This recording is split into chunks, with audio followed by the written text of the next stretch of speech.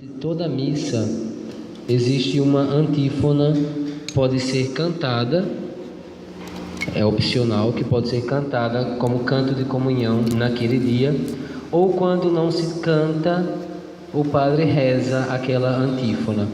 E a antífona do quarto domingo da Páscoa diz isso: ressuscitou o bom pastor que deu a vida pelas suas ovelhas e que quis morrer por seu rebanho, aleluia. Por causa dessa antífona, nós acabamos por chamar o domingo, o quarto domingo da Páscoa, de domingo do bom pastor. Domingo daquele que ressuscitou porque deu a vida. O evangelho que nós acabamos de ouvir, do Evangelho de João, capítulo 10, é um evangelho que João apresenta Cristo como bom pastor. No Evangelho de João, capítulo 10, versículo 11, que antecede um pouco esse evangelho, Jesus diz: eu sou o bom pastor. O bom pastor é aquele que dá a vida pelas suas ovelhas. E Jesus vai comparar os bons pastores com os maus pastores. Os maus pastores são ladrões, assaltantes, mercenários. Mas o bom pastor é aquele que dá a vida pelas ovelhas. Quando João escreve a palavra bom pastor, não só no sentido de bom como contrário, não só como contrário de mal, como nós entendemos em português. A palavra que João aplica é uma palavra grega que não significa somente bom, mas é um adjetivo que quer dizer bom, belo, perfeito. Então Jesus não é somente o bom pastor, comparando esse aqui é o mau, esse aqui são os maus pastores, esse aqui é o contrário deles, ele é o bom pastor, ele é bom. Não somente nesse sentido. Quando Jesus diz eu sou o bom pastor, ele vai dizer eu sou o pastor perfeito. Eu sou o pastor belo. Que belo? Porque esse pastor, a beleza desse pastor é estar todo ornado com as virtudes divinas. Jesus é o bom pastor e é o belo pastor que atrai a si as ovelhas. A beleza do pastor, o esplendor do pastor. Jesus é esse pastor bom, belo e perfeito. E Jesus coloca aqui uma medida para ser pastor. Quem é o bom pastor? É aquele que dá a vida pelas ovelhas. E nós vamos dizer, Jesus é o bom pastor, é esse pastor perfeito, porque ele deu a vida pelas ovelhas. Ele morreu na cruz para a nossa salvação. Morreu na cruz o nosso pastor, o nosso bom pastor. Mas não é somente um pastor que deu a vida na cruz. É um pastor que continua dando vida. E o Evangelho de São João também no capítulo 10, ele vai dizer: eu vim para que todos tenham vida, e vida plena. O conceito de vida que Jesus quer dar, e o conceito de vida muito presente no Evangelho de São João, não é a nossa vida física, é a vida divina, é a vida de Deus na alma. Se nós tivéssemos tido as aulas de catecismo antigo, quando naquela época que se decorava todas as perguntas e respostas, nós saberíamos muito bem que a vida espiritual é a inabitação da vida divina, que nós podemos chamar de inabitação da Trindade ou inabitação do Espírito de Deus. Então, o que é a vida que Jesus diz? Eu vim para que todos tenham vida. E qual é a vida que diz o bom pastor dá a vida pelas ovelhas? É a inabitação da Trindade. O que é a inabitação da Trindade? Essa que Jesus quer dar e que Ele já deu na cruz primeiramente, é que o Pai, o Filho e o Espírito Santo habitem na tua alma. Que a tua alma seja uma tenda na qual Deus possa habitar, fazer morada. Por isso que Jesus é esse então que dá a vida pelas ovelhas, alimenta as ovelhas. Se vocês forem lembrarem na segunda leitura do livro do Apocalipse, diz: não terão mais sede, não terão mais fome, porque o Cordeiro é o pastor. Segunda leitura, versículo 16: nunca mais terão fome, nem sede, nem os molestará o sol, nem algum calor ardente, porque o Cordeiro que está no meio do trono será o pastor. Meus irmãos, aqui tem uma contradição. O Cordeiro será o pastor?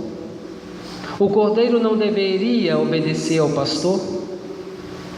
Jesus é, ao mesmo tempo, Cordeiro, profecia de Isaías, o servo sofredor, como cordeiro levado ao matadouro, obediente até a morte, vai dizer São Paulo, e morte de cruz. Jesus é esse cordeiro, manso, obediente. Como cordeiro levado ao matadouro, levado à cruz, profecia de Isaías. Mas esse cordeiro obediente nos é apresentado como pastor, para que nós possamos aprender dele o que é ser ovelha, para que nós possamos aprender dele, deste cordeiro, o que é ser obediente até a morte e morte de cruz, porque para ele ser pastor, ele é cordeiro. E nós aqui reconhecemos pela liturgia que o cordeiro que está no meio do trono será o pastor. Outra coisa interessante, quando a leitura que nós ouvimos fala do trono, o livro do Apocalipse fala aquele que está sentado no trono. Aquele que está sentado no trono é o Pai. E Jesus vai dizer no Evangelho de hoje: eu e o Pai somos um. Mas depois ele vai dizer, o livro do Apocalipse, capítulo 5, versículo 1, vai dizer: mas nesse trono que o Pai estava sentado, tinha um cordeiro em pé.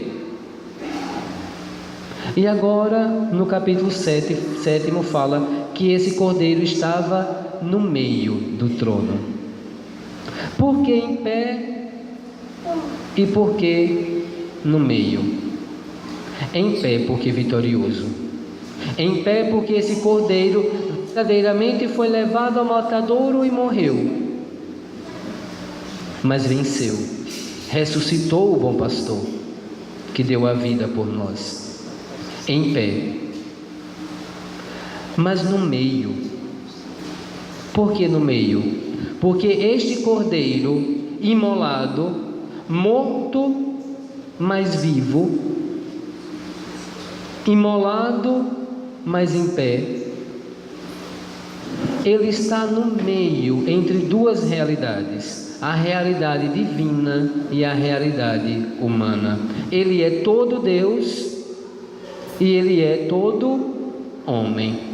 Por isso ele está no meio, no ponto que liga toda a divindade com toda a humanidade. No trono, o Cordeiro está no meio. E porque ele está no meio, ele apresenta ao Pai como oferta, como sacrifício. Ele mostra ao Pai as suas chagas. Ele apresenta ao Pai cada um de nós.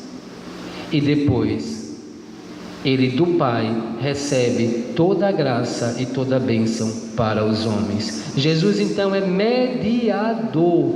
E São Paulo vai dizer: nós não temos outro mediador a não ser Jesus Cristo, outro intercessor a não ser Jesus Cristo, porque somente o Cordeiro que é imolado é digno de receber honra, glória e poder. Isto é, somente aquele homem que eu conheci, que muitos dos apóstolos conheceram, é isso que São Paulo vai dizer: só Ele é Deus, só Ele pode ser ligação entre céu e terra.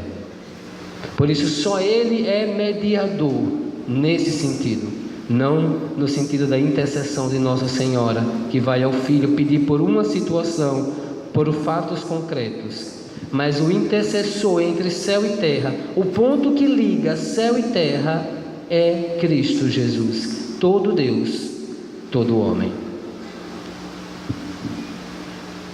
É este o bom pastor. E ele vai dizer: as minhas ovelhas escutam a minha voz. As ovelhas reconhecem a voz do pastor. Vocês podem lembrar, quando Jesus ressuscitado aparece, que Madalena vai ao túmulo e procura pelo corpo de Jesus, encontra com Jesus ressuscitado, não reconhece, mas quando Jesus diz Maria, ela responde: é o Senhor. Rabone, mestre és tu. Porque as ovelhas vão escutar a voz do Senhor. Aí eu pergunto, São Gregório Magno fazia essa pergunta: e eu? Reconheço a voz do Senhor? Porque se eu reconheço a voz do Senhor, eu sou ovelha do Senhor. Olha como o texto é claro: as minhas ovelhas escutam a minha voz. Se nós formos para o contrário, as ovelhas que não são dele não escutam a voz que é dele. E nós? Quais ovelhas nós somos? A qual aprisco nós estamos ligados? Somos ovelhas de Cristo? Escutamos a sua voz? Tantas vezes a gente quer que Jesus nos escute. As pessoas vêm para mim e dizem assim: padre, por que é que Deus não me escuta? Padre, por que é que Deus não escuta a minha oração? As minhas ovelhas escutam a minha voz, porque você está fazendo o contrário. É você que tem que escutar a voz do Senhor. É você que tem que escutar a palavra do Senhor. As minhas ovelhas escutam a minha voz.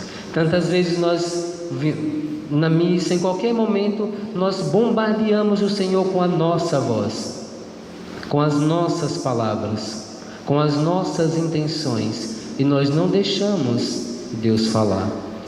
As minhas ovelhas escutam a minha voz, e porque elas escutam a minha voz, eu as conheço. Veja Jesus com Madalena, Maria. Ele conhece, ele sabe o nome, e se conhecer o nome, para o judeu, para a mentalidade judia, é muito mais do que nós nos apresentamos e falar o nome. Conhecer o nome de alguém é conhecê-lo como a sua realidade, trazê-lo presente. Quando Jesus diz Maria, Jesus diz: eu te conheço, eu sei o que procura. As minhas ovelhas escutam a minha voz, e porque elas escutam a minha voz, eu as conheço, e elas me seguem. Para onde quer que eu vá, elas me seguem. Aqui está a grande diferença do caminho do bom pastor. O caminho do bom pastor é um caminho de escutar o pastor, a ordem do pastor, porque é o pastor que vai ordenar as ovelhas, se vai para frente, parar, se há perigo. É o pastor quem indica, é o pastor que vai à frente. Ouvi a voz do Senhor. E isso é tão importante que quando Jesus foi batizado nas águas do Jordão, que o Espírito de Deus desceu, nós temos a manifestação mais bela da Trindade. Jesus tendo batizado, o Espírito como pomba e uma voz que dizia: este é o meu Filho muito amado, escutai o que ele diz.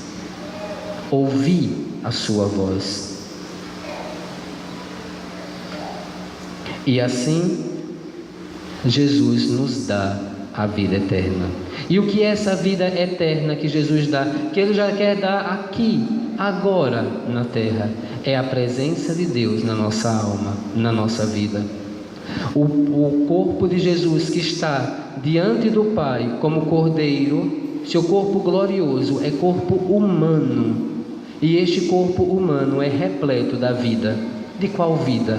Da vida divina. É repleto do Espírito Santo, é pleno do Espírito Santo, é encharcado do Espírito Santo. O corpo de Jesus ressuscitado, e nós dizemos: ressuscitou o bom pastor que deu a vida por nós. Este corpo ressuscitado não é mais da mesma essência que era o seu corpo antes da ressurreição. Agora é um corpo plenificado do Espírito, pleno do Espírito, cheio da vida. Por isso que ele vai comunicar o Espírito. Ele encontra com os apóstolos: a paz esteja convosco, recebam o Espírito Santo. Ele está cheio da vida divina, ele está cheio da vida eterna que ele quer dar a mim e a você. Por isso que nós, já nos preparando para Pentecostes, nós vamos ouvir falar desta ação do Espírito através de Cristo. Agora Cristo vai poder enviar o Espírito Santo sobre nós, porque a sua carne está cheia do Espírito Santo. A humanidade de Cristo está cheia do Espírito Santo. Agora é só passar da humanidade de Cristo para a humanidade dos discípulos, para a humanidade dos apóstolos. Agora é só passar da humanidade de Cristo para a sua humanidade, para a minha humanidade. É esta a vida divina. Eu vim para que todos tenham vida, e vida plena, vida no Espírito, vida nova, vida santa, vida plenificada pela graça de Deus. Por isso ele é o Kalós, ele é o bom pastor, pleno da vida, pleno do Espírito, comunicador do Espírito Santo. Louvado seja o nosso Senhor Jesus Cristo. Meus irmãos e minhas irmãs, professemos a nossa fé. Creio